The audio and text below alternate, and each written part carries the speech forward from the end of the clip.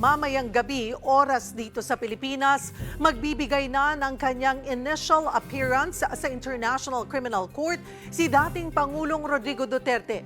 Kasabay nito, itinanggi ng ICC ang akusasyong nawala si Digong. Para bigyan ng mukha ang balita, Mobile Journal, Julie Baiza.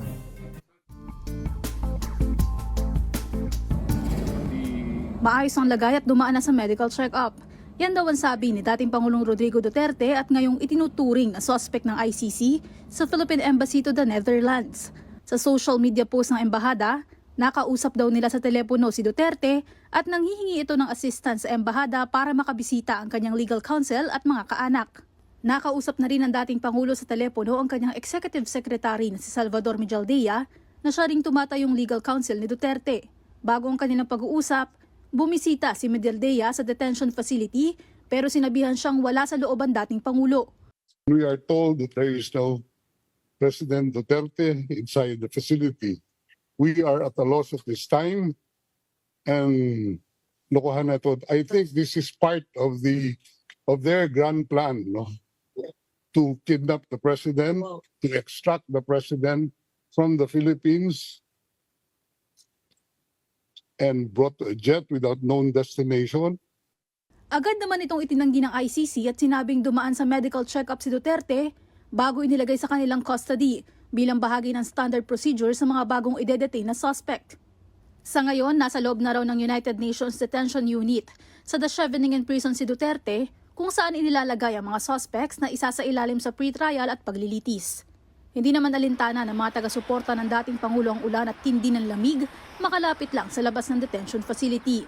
Rely lang ako sa Google Map ko para hanapin ang ICC. Nakakalungkot lang kasi sana mayroon tayong kahit pa paano transparency sa nangyayari. Saan po kayo galing?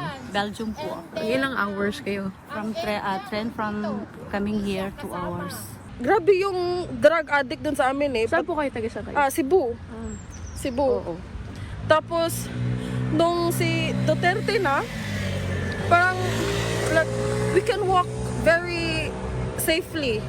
I'm supporting my friend. We're friends. Anti-Duterte. I'm pro-human rights and pro-Duterte, but we're still friends. We're not fighting. We respect each other. Kahit naman matagal-tagal pa ang proseso, iginiit ni Attorney Gilbert Andres, abogado ng mga biktima ng EJK, na handang tumistigo ang mga biktima sakaling ipatawag ng prosecution para mag-testify. Happy, they're very thankful to God that this actually occurred, yung arrest ni Duterte. But secondly, we should also remember that there's a chance for re-traumatization. So that's why we also try to adhere to the do no harm policy. Hindi po namin sila pinipresenta in the public. At kung humingi raw ng request ang legal team ni Duterte para sa interim release, sabi ni Andres, tatablahin nila ito. Based on substance, we will oppose it. And in fact, we're against it because we think that the security of the witnesses as well as the victims will be well protected if the accused or the suspect is within the custody of the ICC. Samantala, ngayong araw nakaschedule ang initial appearance si Duterte sa ICC. Dito, kukumpirmahin ang kanyang identity. Ipapaalam din sa kanya ang mga paratang, saka ipaliliwanag ang kanyang mga karapatan alinsunod sa ICC Rome Statute. Ayon pa sa ICC, itinuturing nilang suspect si Duterte dahil sa umano'y pagkakasangkot sa murder na itinuturing na crime against humanity. Nangyari raw ito noong November 2011 hanggang March 2019 kung kailan siya nanunungkulan bilang Davao City Mayor at kalaunan, Presidente ng Pilipinas. Mobile Journal Julie Baiza po, hatid ang mukha ng balita.